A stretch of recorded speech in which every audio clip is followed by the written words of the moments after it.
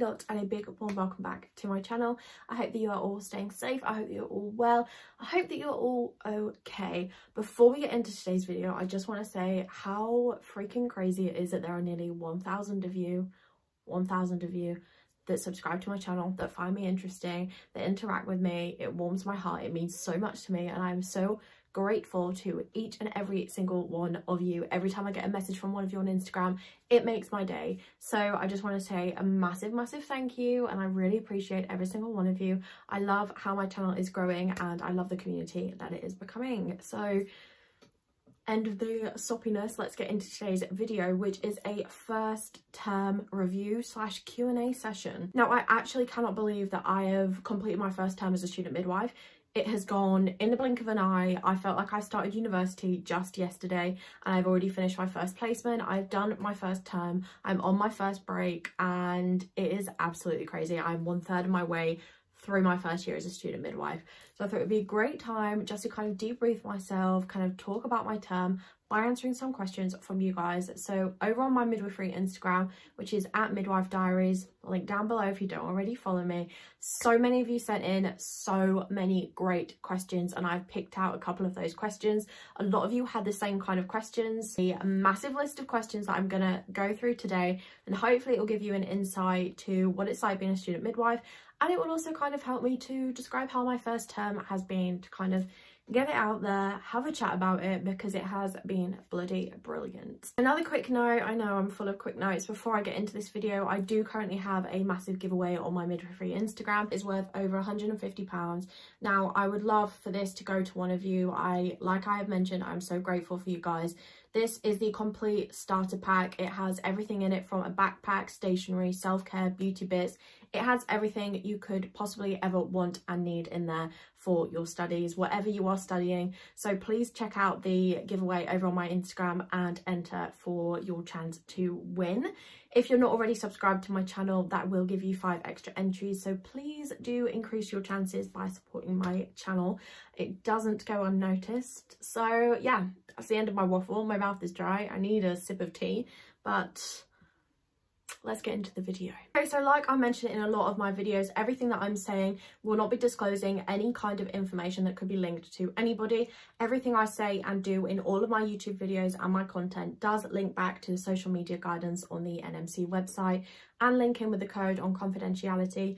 I'm not breaking any of those, so if it seems like some of my answers are vague, that is because they kind of have to. But like always, I hope I can give you an insight and an overview that can help you understand what it is like and what it has been like, without saying too much that could make somebody identifiable. So the first question is, how do you budget? Now, I think this is a good one to be asked after my first term, because I've kind of got to grips with being a student midwife, and I'm kind of just getting into the flow of things. So in terms of how to budget, I mean, I could talk about this for ages, but for me, I love to write things down. Now, I'm a sucker for a spreadsheet. Ed Excel and me, we're friends. We make spreadsheets. I write down all of my monthly expenditures, all of my charges that are every monthly. I write down my ones that are kind of miscellaneously dated, so not every single month.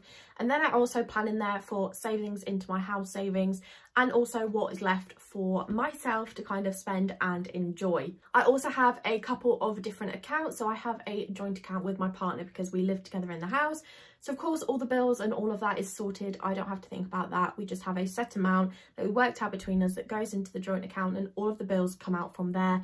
In terms of everything else, so my kind of personal expenditures, I make sure that I have enough in my personal account for all of those, and then I transfer my spending budget each month into another account so that I can monitor how much I've got left to kind of spend on bits and bobs, just to make me feel good, just to have a little treat so that I'm not spending too much. So definitely how to budget is plan, organise, just get it down. It makes a whole load of difference when it comes to budgeting. So the next question, were my supervisors welcoming, and how involved was I in placement?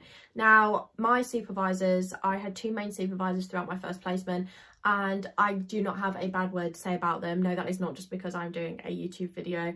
Both of them made me feel so welcome, so warm. I felt so accepted.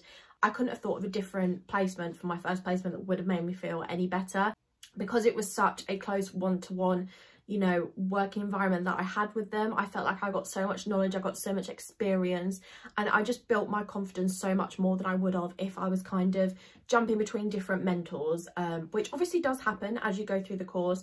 But my mentors are absolutely lovely, not a bad word to say about them. Lovely, lovely people. And I think a lot of people have that concern when they go into placement about their mentors. And you need to remember that you only will hear about the bad stories. Very rarely do you hear about people giving their supervisors praise, because it's just not the kind of thing that you hear on the internet. But it is out there more than the negative comments. A lot of supervisors, well, pretty much most supervisors are absolutely lovely, don't have a bad bone in their body, and are literally just out there to help and support you through your degree. So please don't be worried about that. That is such a tiny part of your whole university experience, and you're worrying about something that I am 100% sure you will never have problems with. In terms of how involved I was, for the first 1 or 2 weeks I did kind of observe. I did take part in a couple of conversations with the women and families, and then kind of progressing from there, I was working on my actual practical skills, so my palpations. I was working on my manual blood pressure, which any of you student midwives out there, please tell me I am not the only one that finds a manual blood pressure really freaking hard. I don't know what it is, I just find it a really hard skill. Other skills like urinalysis and listening to the fetal heart, feeling for engagement, if it's palpable, all of these skills that are kind of the practical kind of skills I got involved with towards the end. And as we came towards the end, I did lead a lot of the appointments, and I was carrying out pretty much all of the practical skills myself, with the help and support of my supervisors, who did jump in afterwards, because I am a first year student midwife and they're not just going to push you out there and make you do it and not check it. That is not what they're out there for. They are there to support and help you. So I was pretty involved, especially towards the last couple of weeks. I did a lot of the appointments on my own, completing documentation, engaging in the conversations, asking the questions, and I absolutely loved the role that I was playing. Next question is, did I feel completely out of my depth, and how did I overcome imposter syndrome? So yes, I did feel out of my depth. I wouldn't say that's just placement, seeing as this is a first term review. For the first term of doing a degree, I definitely felt out of my depth, because it was also new to me. The level of working was also new to me, and I was still kind of let it sink in that I was a student midwife. So yes, I felt out of my depth, but it isn't long-lived. You know, you have so much support from your cohort. I couldn't have a better set of girls surrounding me, supporting me, being there for me. Just that actual community of your cohort will get you through. Your lecturers, your supervisors, everybody that is there on your midwifery journey is rooting for you. Nobody is against you. So you do feel out of your depth at the start, but it is definitely short-lived. You have support all around you, and you know, you were just made to feel so welcome, so warm, and yeah. In terms of imposter syndrome, I 100% still have that. When I was witnessing things in placement, I was like, should I be here? I think mainly because it kind of hit home how important being a midwife was to me and how much I've always wanted it, and it was just kind of an overwhelming experience because I never thought I would kind of get to this point. So in terms of overcoming imposter syndrome, it will just come, it will just happen. The more that you ease into the degree, ease into your skills, you know, ease into your role as a student midwife, then your imposter syndrome, it will disappear, it will, you know, it will start to die down, and you will definitely feel that you're a part of what is going on. I think as a first year, you don't have a lot of confidence in yourself, and you know, that is obviously something that you build on, but that is what contributes to the imposter syndrome, because you don't feel like you can do anything, which is completely far away from the truth. There is so much that you can do. I think we forget how important communication is. It is pivotal in maternity. It is pivotal for understanding people's needs and making sure that people's needs are met and exceeded, and everybody, you know, is looked after and valued. Communication is so important, and I think that is one of the big roles that you can do as a student midwife. So it's learning what your role is as a student midwife and just relaxing into that role that will gradually improve imposter syndrome. But don't worry, it is real. We all experience it. It will get easier. Next one is, if you are sick on placement, do you have to take extra hours? So I can't speak for every university. I'm not sure what it is like, but I'm pretty sure it's kind of the same. So if you're sick on placement, you aren't then expected the next week to do a crazy amount of hours to make it up.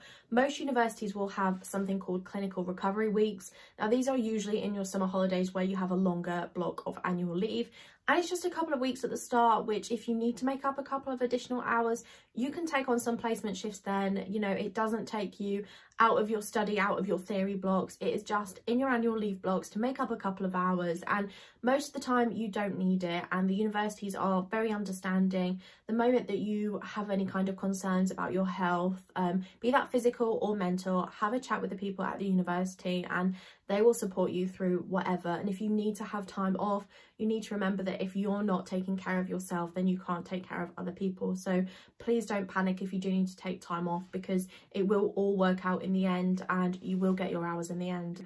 They're not going to progress you through the whole course and at the end realise that you've not got enough hours. It will be constantly in review and they'll constantly be having these discussions. So please don't worry about that. That is one thing that you don't have to worry about. It will just work itself out. Next one was hardest part of adjusting to uni life. Now, I really don't know how to answer this one, because I think it's mainly because of the current climate, the current situation. How many times have we heard those? But it truly is. Starting university online was not the university experience that anybody would imagine. It was completely different. And I think the hardest part is sometimes feeling distant from a cohort that we haven't had the opportunity to properly meet each other.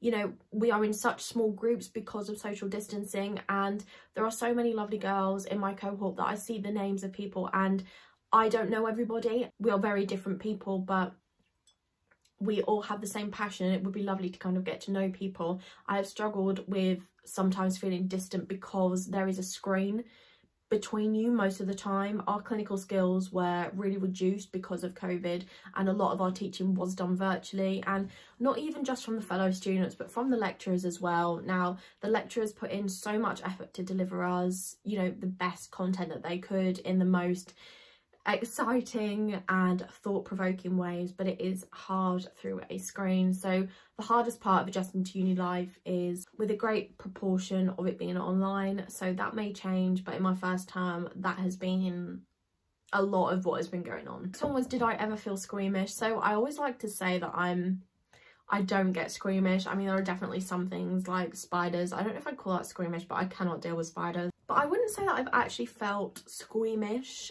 even in theatre, things like that. I didn't feel squeamish. It's all pretty clean. It is not dramatised like you see on the TV. It's very calm. There's not a lot of blood. It all gets cleaned away. There is nothing dramatic. It is all just a beautiful experience. Now, everybody's different. I've never had a problem with needles or blood, so that's probably why things don't kind of bother me.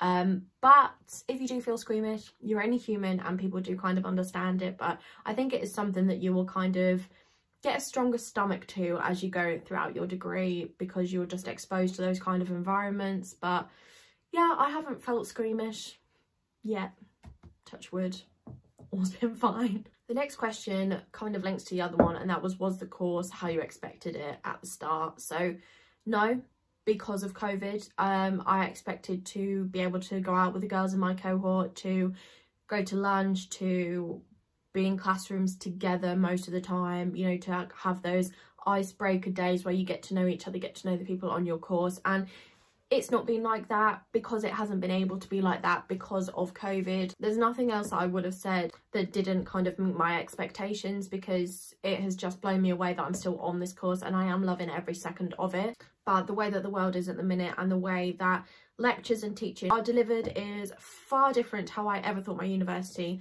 experience would be. Bear in mind, when I interviewed, nothing was like this. There was no COVID, there was no peep of a pandemic, and then starting my degree only a year later to be in the midst of one is absolutely bizarre. So in short, no, it wasn't what I imagined, but on the other hand, there are definitely things that have exceeded my imagination, so it's kind of balanced itself out. And hopefully now that things are opening back up, life is getting back to what we would class as normal, hopefully those expectations will be kind of what I thought, and I'll get to spend more time with my cohort, with my lecturers, and it will just kind of feel more of a communal affair than it has been. Next one is, if I could restart the term, what advice would I give myself? Now, if you do follow me over on my Instagram, you will know that I got my first assignment results back and my mark was a lot lower than I expected. Now, I did ponder over this. I did feel really down about it because English has always been a good skill of mine, and I did not realise the step up of level from level 3 to level 4.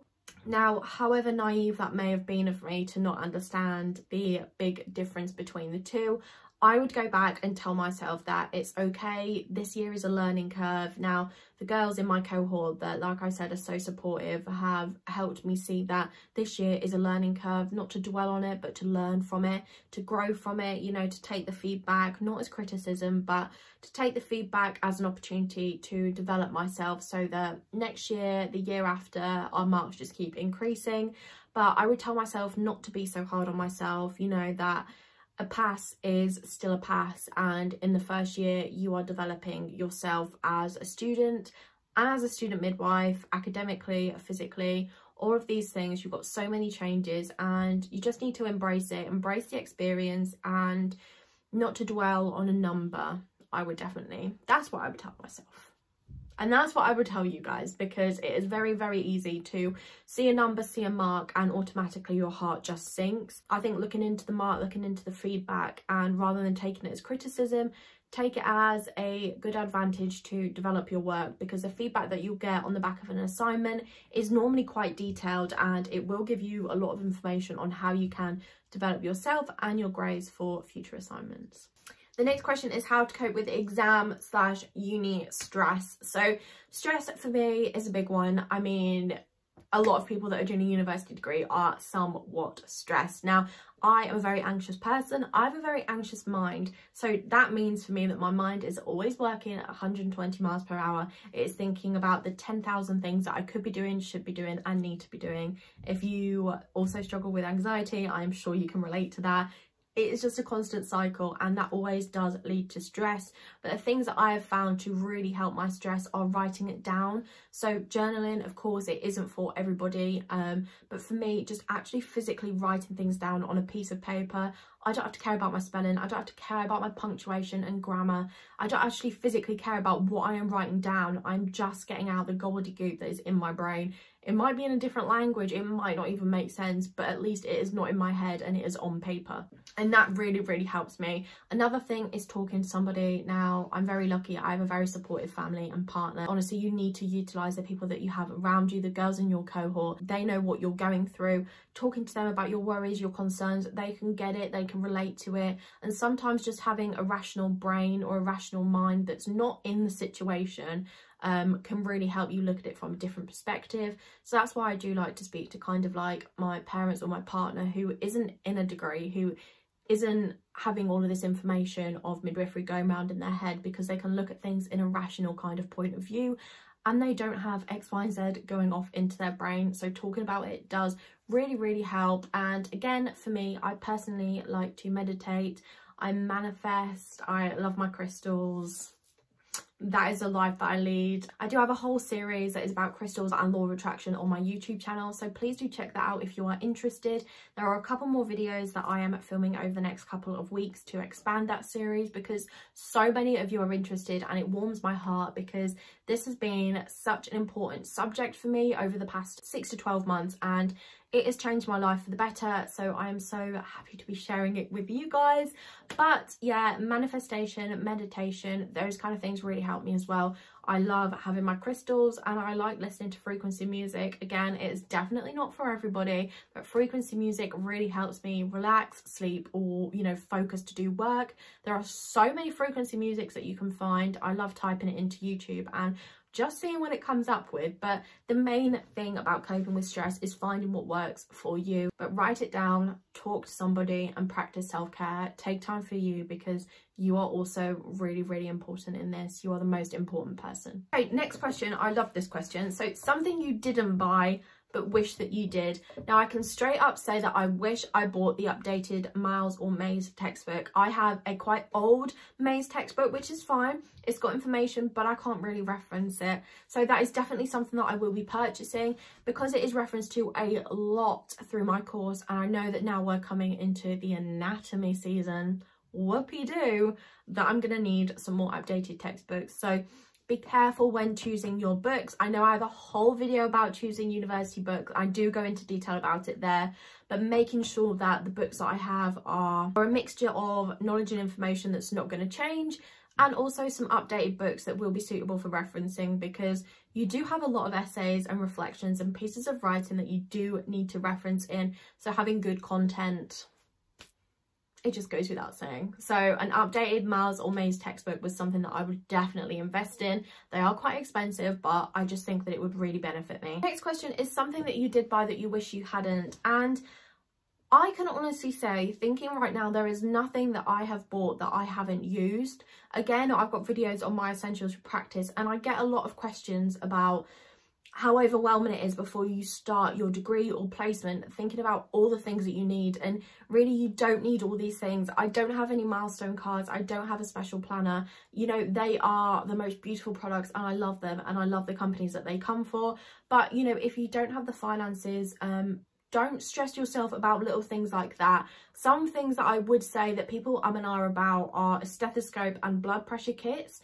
Now, for me, it goes without saying, because manual blood pressure is a skill that I struggle with, being able to practice at home and have my own equipment when I go to families' houses really helps me just to continue practicing and developing my skills. So, you know, it's definitely about thinking about you and what you're going to use. If you're a very visual person like I am, posters, like you can see one up there, and things like that really help me, and they really stimulate my brain. But I can honestly say there's nothing that I have bought that I wish I hadn't yet. Okay, tips for day 1 on placement. Now, I'm in my first day on placement. I was so scared. I was so nervous. I did not sleep the night before. I'm not going to tell you not to do that, because there's no point me saying it. It's just going to happen most likely. But when you go for your first day of placement, please try to relax, you know, in the nicest way possible. People don't have expectations of you. You know, this is your first day. It might be your first placement as a student midwife.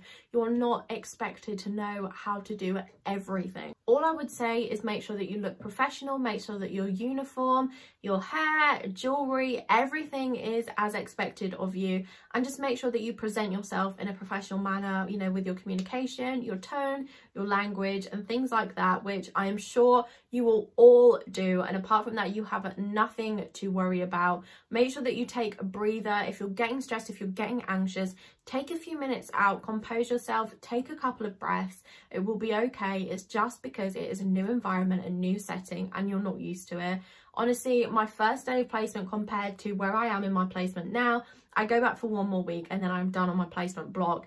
And the difference in my confidence has been, honestly, I can't even compare it, and you don't even realise the change is happening. Now, I think I can speak for quite a few of the girls on my cohort where our confidence has just grown, and of course we still feel nervous sometimes. You know, you're only human, but please do not worry, and please do not take the way that you feel on the first day of placement as the way that you're going to feel throughout the whole of your placement. You're only going to grow, you're only going to develop, and it is only going to get easier from there. So just relax, take a deep breath, make sure that you bring enough food, stay hydrated, because I did not stay hydrated on my first day of placement and I had a corking headache. So stay hydrated, make sure you're eating, talk about your concerns, you know, speaking to your supervisors, just having that connection, having that conversation can really help kind of just relax you and relax into what you're doing. So yeah, biggest takeaway from the term, I'm going to link this back to my first assignment, and that is that the first year is about development and growth of yourself, and to not focus solely on the number but the experience and the feedback and how I can draw on that for future assignments. What is the roster like for placement? Again, this is not one size fits all. Every single placement is different. The placement that I've currently been at, which is more community based, is Monday to Friday 9 till 5, but if there is an encore, if there is a home birth, then you will get the opportunity to be called out to these. I don't always think you're expected to go to them, but of course it helps to develop you and your learning, so it is beneficial if you can. When you're more hospital based, it is normally that you will do 3 long days, which are 12.5-hour shifts, and these could be weekends, days, nights, they could be the whole combination. It really does depend on your university and your trust. Not every single trust does the same kind of thing. You normally do work the same shifts as your supervisors so that they can watch your progress, so that they can help you, guide you, and you can kind of build your confidence with the same person. But again, that doesn't always happen. So it's kind of hard to answer this question, but if you're in the community, it's usually 9 till 5 Monday to Friday with the occasional call out. And when you're hospital based, it's normally 3 long days a week. Last but definitely not least is what would I do differently next term? So next term, I know that we basically are learning the whole of anatomy and physiology.